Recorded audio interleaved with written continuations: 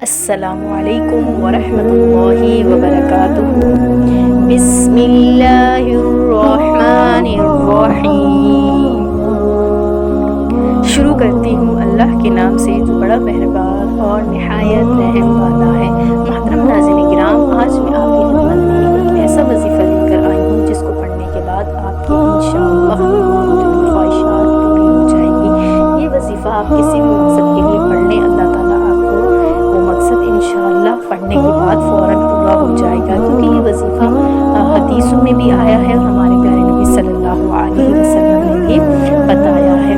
تو محترم ناظرین کرام، آپ نے یہ وظیفہ کرنا ہے اور وظیفہ کرنے کے بعد آپ نے اپنے رب پر یقین رکھنا ہے کہ وہی رب آپ کو دے سکتا ہے۔ پوری زندگی آپ اولاد کے لیے پریشان رہے یا آپ کے پاس اولاد نہیں ہے تو میرا رب آپ کو اولاد کی نعمت سے نوازے گا، یا آپ کی زندگی میں پیسوں کی اتنی تنگی ہے کہ آپ نے کبھی پیسوں کا منہ نہیں دیکھا تو میرا رب آپ کو اتنی دولت دے گا، اتنی دولت دے گا کہ آپ سوچ بھی نہیں سکیں گے کہ یہ دولت میرے پاس کہاں سے آ رہی ہے اور میرا رب مجھے کہاں سے نواز رہا ہے۔ محترم ناظرین کرام، ایک بات یاد رکھیں کہ اللہ کے گھر پہ دیر ہے اندھیر نہیں ہے۔ بے شک میرا رب ہر چیز دینے پر ہمیں قادر ہے، چاہے وہ دنیا کی کوئی بھی چیز ہو، ہمیں بادشاہ بنانے میں، ہمیں نوکر بنانے میں، ہمیں غلام بنانے میں بے شک میرا رب قادر ہے۔ بے شک میرا رب کسی کو بیٹا دینے پہ، کسی کو بیٹی دینے پہ قادر ہے، کیونکہ اللہ کی ذات کے علاوہ کوئی بھی ہمیں کچھ بھی نہیں دے سکتا۔ ہمیشہ اپنے دل میں اس بات کو رکھیں کہ ہم نے مانگنا ہے تو صرف اللہ سے مانگنا ہے، اس کے سوا کسی انسان یا کسی اور سے نہیں مانگنا، کیونکہ ہمارا اللہ ہے، ہم صرف ایک ہی رب ہے ہمارا، ہم اسی سے مانگیں گے۔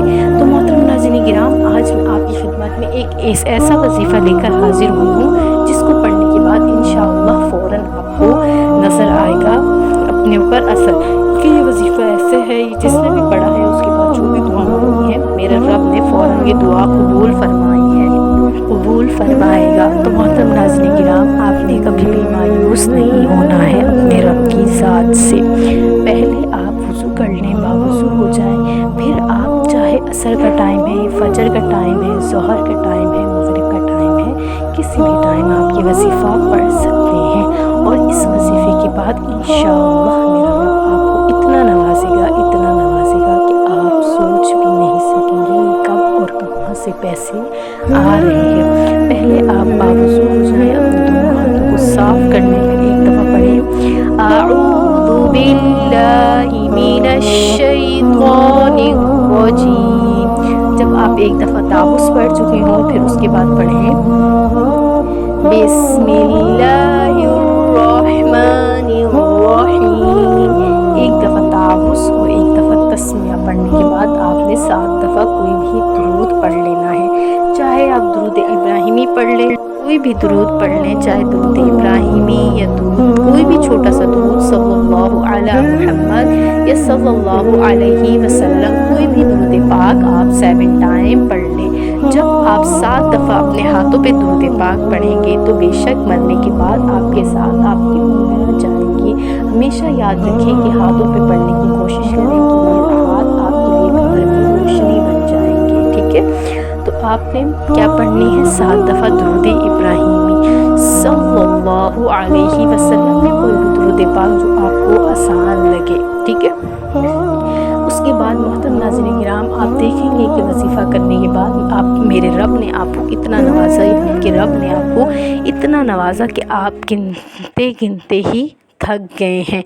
پھر آپ تسبیح لے لیں، اپنے دونوں ہاتھوں پہ سورہ فاتحہ پڑھ لیں، تلفظ اور تجوید کے ساتھ پڑھیں بسم اللہ الرحمن الرحیم الحمد للہ رب العالمین الرحمن الرحیم مالک یوم الدین ایاک نعبد و ایاک نستعین اہدنا الصراط المستقیم صراط الذین انعمت علیہم غیر المغضوب علیہم ولا الضالین۔